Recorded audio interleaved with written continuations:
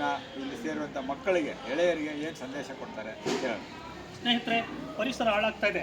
ವಾಯುಮಾಲಿನ್ಯದಿಂದ ಆರೋಗ್ಯ ನಾಶ ಆಗ್ತಾ ಇದೆ, ಜಲಮಾಲಿನ್ಯದಿಂದ ಜೀವನ ನಾಶ ಆಗ್ತಾ ಇದೆ, ಭೂಮಾಲಿನ್ಯದಿಂದ ಭವಿಷ್ಯ ನಾಶ ಆಗ್ತಾ ಇದೆ, ಶಬ್ದ ಮಾಲಿನ್ಯದಿಂದ ಸರ್ವವೂ ನಾಶ ಆಗ್ತಾ ಇದೆ. ಹಾಗಿದ್ರೆ ನೀವು ಬೆಳೀತಕ್ಕಂಥ ಮಕ್ಕಳು ನಿಮ್ಮ ತಂದೆ ತಾಯಿಗಳಿಗೆ ಮನೆ ಮುಂದೆ ಗಿಡವನ್ನು ನೆಡಿ, ಇರೋ ಮರವನ್ನು ಉಳಿಸಿ ಅಂತೇಳಿ ನೀವೆಲ್ಲರೂ ಕೂಡ ಇವತ್ತಿಂದ ತಂದೆ ತಾಯಿಗೆ ಹೇಳಬೇಕಾಗಿದೆ. ಕಾರಣ ಏನಂದರೆ, ಮನೆ ಮುಂದೆ ಮರವನ್ನು ತೆಗೆದುಬಿಟ್ರೆ ನಮ್ಮ ಗಾಡಿ ನಿಲ್ಲಿಸ್ಬೋದು, ಇಲ್ಲ ನಮ್ಮ ಖಾಲಿ ಸೈಟಲ್ಲಿರ್ತಕ್ಕಂಥ ಮರವನ್ನು ತೆಗೆದುಬಿಟ್ರೆ ನಾವು ಬಾಡಿಗೆ ಕೊಡ್ಬೋದು ಅಂತಕ್ಕಂಥ ಆಶೋತ್ತರಗಳಿಂದ ಮುಂದಿನ ದಿನಗಳಲ್ಲಿ ಪರಿಸರದಲ್ಲಿ ಆಮ್ಲಜನಕ ಪ್ರಮಾಣ ಕಡಿಮೆ ಆಗ್ತಾ ಇದೆ, ಮಿಕ್ಕಿನಾದಂತಹ ಮಾಲಿನ್ಯತೆ ಎಲ್ಲ ಜಾಸ್ತಿ ಆಗ್ತದೆ. ಅದಕ್ಕೋಸ್ಕರವಾಗಿ ಇವತ್ತು asthma, cancer, BP, sugar, heart attack ಯುವಕರಿಂದ ಹಿಡಿದು ಇವತ್ತು 100 ವರ್ಷದವರೆಗೂ ಆಗ್ತಾ ಇದೆ. ಮುಂದಿನ ದಿನಗಳಲ್ಲಿ ಪರಿಸರವನ್ನು ಸಂರಕ್ಷಣೆ ಮಾಡಲಿಕ್ಕೆ ನೀವೆಲ್ಲರೂ ಕೂಡ ತಂದೆ ತಾಯಿಗಳಿಗೆ ಹೇಳಲಿಲ್ಲ ಅಂದರೆ, ಪರಿಸರವನ್ನು ಸ್ವಚ್ಛತೆಯಾಗಿ ನೋಡ್ಕೊಳ್ಳಿಲ್ಲ ಅಂದರೆ ನೀವೆಲ್ಲರೂ ಕೂಡ ಆಮ್ಲಜನಕ ಸಿಲಿಂಡರ್ಗಳನ್ನು ಉಪಯೋಗಿಸ್ಕೊಂಡು ಬದುಕಬೇಕಾಗುತ್ತೆ.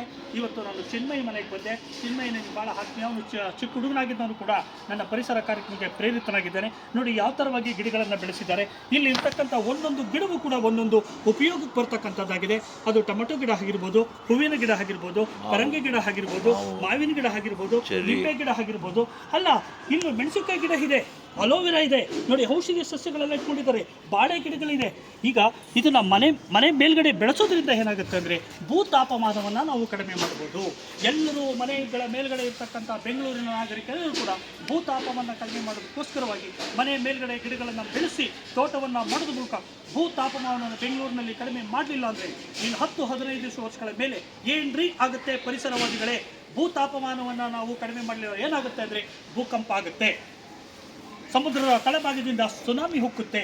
ಈಗ ಈ ಹಿಂದೆ ತಮಿಳುನಾಡಲ್ಲಿ ಸುನಾಮಿ ಆಗೋದಕ್ಕಿಂತ ಮೊದಲು 2 ಗಂಟೆ ಮುಂಚಿತವಾಗಿ ಸುನಾಮಿ ಆಗುತ್ತೆ, ಜನಗಳನ್ನೆಲ್ಲ ಪ್ರಾಣ ಕಟ್ಟಕ್ಕೆ ಆಗುತ್ತೆ, ನೀವೆಲ್ಲ ಹೋಗಿ ಅಂತ ಯಾರಾದರೂ ಹೇಳ್ಬಿಟ್ಟಿದ್ರೆ ಲಕ್ಷ ಜನರು ಬದುಕ್ತಾ ಇದ್ರು. ಆದರೆ ನೀವೇನು ಹೇಳ್ತೀರಾ ನಿಮ್ಮ ಸಂದೇಶದಲ್ಲಿ ಅಂದರೆ ಮುಂದೆ ಹೀಗೆ ಗಂಡಾಂತರ ಇದೆ, ಅದಕ್ಕೋಸ್ಕರ ತಾವೆಲ್ಲ ಪರಿಸರವನ್ನು ಉಳಿಸಿ ಅಂಥೇಳಿ ನಮ್ಮ ಚಿನ್ಮಯಿ ಇವತ್ತು RPC ಲೇಔಟಲ್ಲಿ ನನ್ನನ್ನು ಕರೆದ ಮನೆಗೆ ಭಾಳ ಸಂತೋಷ ಆಯಿತು.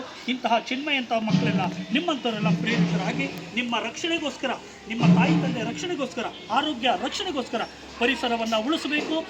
ಜಾಗ ಇದ್ದರೆ ಮನೆ ಮುಂದೆ ಮರ ನೆಡಿ, ಮರ ಉಳಿಸಿ, ಗಿಡ ಬೆಳೆಸಿ. ಇಲ್ಲ ಅಂದರೆ ಟೆರೆಸ್ ಮೇಲೆ ನೀವು ಗಿಡಗಳನ್ನು ಬೆಳೆಸೋದಕ್ಕೆ ಮುಂದಾಗಬೇಕು ಅಂತ ಹೇಳ್ತಾ, ನಾನು ಕ್ಯಾಮ್ರಾಮ್ಯಾನ್ ಪ್ರಥಮ್ ಜೊತೆ ಪರಿಸರವಾದಿ ಶಿವಮಲ್ಲು ನಿಮ್ಮೆಲ್ಲರ ಜೊತೆಯಲ್ಲಿ. ಮಕ್ಕಳು, ಇವಾಗ ನಿಮ್ಮ ಬಗ್ಗೆ ಏನು ಅನ್ನಿಸ್ತದೆ ನಿಮಗೆ? ನಾವು ಹೇಳಿದ ಮೇಲೆ ನಿಮ್ಗೆ ಏನು ಅನ್ನಿಸ್ತಾ ಇದೆ? ಪರಿಸರವನ್ನು ಉಳಿಸಿದ್ದಾರೆ, ನಾವು ಪರಿಸರನ ಉಳಿಸಿದ್ದಾರೆ. ನಾವು ಎಲ್ಲರೂ ಇದೇ ಥರ ಟೆರೆಸ್ ಮೇಲೆ ಗಿಡಗಳನ್ನ ಬೆಳೆಸಬೇಕು. ಅವರು ಪರಿಸರ ಉಳಿಸೋದ್ರಿಂದ ನಮ್ಮ ಜೀವನ ಉಳಿಯುತ್ತೆ ಅನ್ನೋದಾಗಿದ್ರೆ ನಾವು ಕೂಡ ಪರಿಸರ ಬೆಳೆಸೋಣ, ನೀವು ಕೂಡ ಬೆಳೆಸಿ. ಪರಿಸರವನ್ನು ಉಳಿಸೋದ್ರಿಂದ, ಗಿಡ ಮರಗಳನ್ನು ಬೆಳೆಸೋದ್ರಿಂದ ರೋಗದಿಂದ ವಿಮುಕ್ತಿ ಆಗ್ಬೋದು, ಆರೋಗ್ಯವಂತರಾಗ್ಬೋದು, ಹೃದಯಾಘಾತ ಬರೋದಿಲ್ಲ, BP ಬರೋದಿಲ್ಲ, ಶುಗರ್ ಬರೋದಿಲ್ಲ, ಹಾರ್ಟ್ ವೀಕ್ ಆಗೋದಿಲ್ಲ, ಹಾರ್ಟ್ ಅಟ್ಯಾಕ್ ಆಗೋದಿಲ್ಲ. ಪರಿಸರನ ಉಳಿಸ್ತಿ ಇರೋದ್ರಿಂದನೇ ಆಹಾರ ಬೆಳೀತಕ್ಕಂಥ ಪ್ರದೇಶಗಳಲ್ಲಿ ರಸಗೊಬ್ಬರಗಳನ್ನು ಜಾಸ್ತಿ ಬಳಕೆ ಮಾಡ್ತಾ ಇದ್ದಾರೆ. ಅಂತಹ ಆಹಾರವನ್ನು ಉಪಯೋಗಿಸ್ತಾ ಇರ್ತಕ್ಕಂಥ ತಾಯಿ ಜನ್ಮ ಕೊಟ್ಟಂತಹ ಮಗುವಿಗೆ ಹುಟ್ಟುತ್ತಾ ಇರಬೇಕಾದ್ರೆ cancer, BP, sugar, heart attack ಬಂದಿದೆ. ಇದನ್ನು ನಾವೆಲ್ಲ ಯೋಚನೆ ಮಾಡ್ಕೊಂಡು ಹೋದರೆ ಇಂದು ಹುಟ್ಟಿದ ಮಗುವಿಗೆ ಅಷ್ಟೆಲ್ಲ ರೋಗ ಇದೆ ಅಂದರೆ ಎಷ್ಟು ವರ್ಷ ಬದುಕಲಿಕ್ಕೆ ಸಾಧ್ಯ? 100 ವರ್ಷವನ್ನು ಹೆಂಗೆ ಹರಿಸ್ಲಿಕ್ಕೆ ಸಾಧ್ಯವಾಗುತ್ತೆ ಅಂತ ಯೋಚನೆ ಮಾಡಿ. ನಾವೆಲ್ಲರೂ ಕೂಡ ಈ ಭೂಮಿಗೆ ನಾವು ಬಾಡಿಗೆದಾರರು.